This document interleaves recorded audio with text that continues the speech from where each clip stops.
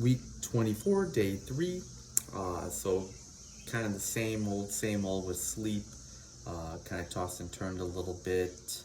Not the greatest night of sleep, and it's definitely got to be just this OMAD that I've been doing the past week and a half now. Did my shoulder workout this morning and then did the Stairmaster after that.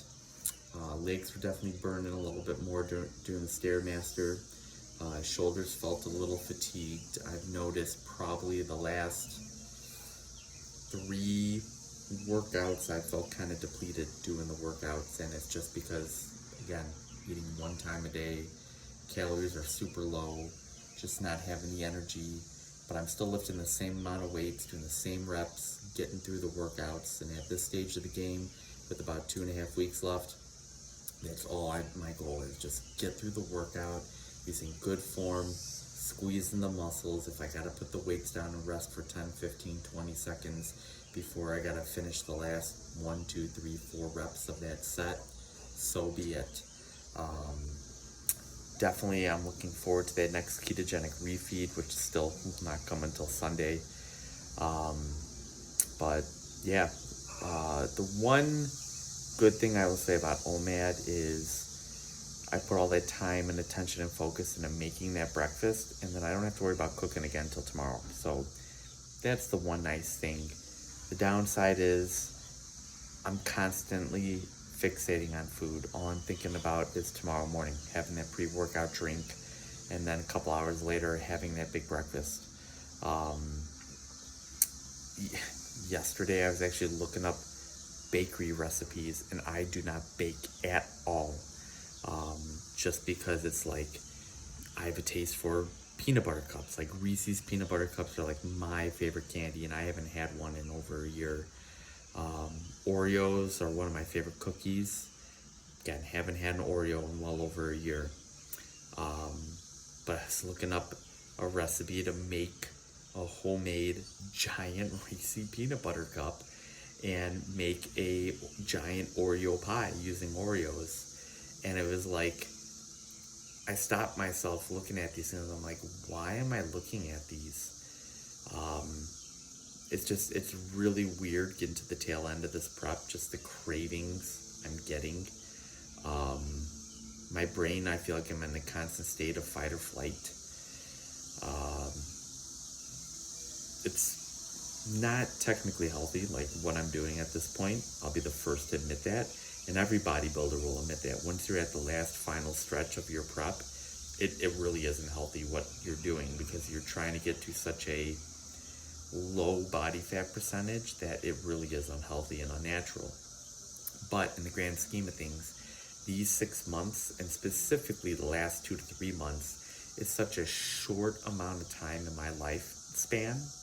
Like when it's all said and done, when I leave this earth, these 6 months, and especially the last 2 to 3 months, it's going to make up a very small percentage of my life. Half, 1, maybe 2% of my life. So in the grand scheme of things, it's not that bad. But for people, especially bodybuilders that do this once a year, or maybe even once every other year, I would say it's kind of pushing it. Like after I'm done with this, I'm going to do a reverse diet, and I'm going to just post about that and talk about how I'm going to titrate all my fat and protein macros back up to a very healthy bulk baseline. But I'm not going to do this again for another 4 to 5 years. I want to spend 4 to 5 years of packing on as much muscle as possible. And my goal then, the next time I do this cut in 2028, 2029, maybe even 2030, I want to be 10 to 15 pounds heavier. Now that's not heavier with fat, but heavier with muscle. When it's all said and done, I should be somewhere around 140, 143 pounds. So then theoretically I want to be somewhere in the low to mid 150s the next time I do this, and that's pure muscle that I will have put on. So that's that goal, but let's first finish this goal. I'm going to get some blood work done 1 week from today. I just had to reschedule my DEXA scan because the place I go to, they are closed on Saturday the 29th. So I just rescheduled it for the next day, Sunday the 30th, which ironically is the last day of my prep, which I'm totally fine with that because that'll give me a concrete definition for that particular day on my body fat percentage, my weight, my lean muscle tissue, bone density, all of that stuff. So I'll be getting that done the very last day of the prep. And it's just like, man, 2.5 weeks, I can get through this. I got this, even though those nasty, sweet food cravings and that stupid little voice in my head are trying to get me to give in today and give up, but I'm not. Tomorrow is a much needed recovery day.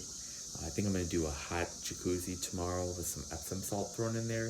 Hopefully that magnesium, maybe it'll help calm and relax me before I go to bed. So I'll try that out, see how that works. I don't have to do cardio tomorrow morning, which is great. It'll be the last day I will not be doing cardio for about 4 to 5 weeks, because starting next week it's 7 days for 20 minutes, level 20, and then the last week of the prep it's going to be 7 days for level 20 for 22 minutes, and then starting the first week of July, I'll start it at that level and then work my way backwards. So that's the plan going forward. Everything's been just coming along just fine. But definitely looking forward to the tail end of this prep to finish. So that's all I've got for you guys today. Please keep it locked in here on my channel and like and subscribe and continue to follow along with me as I go through this 26-week ketogenic bodybuilding prep. I'll see you all tomorrow.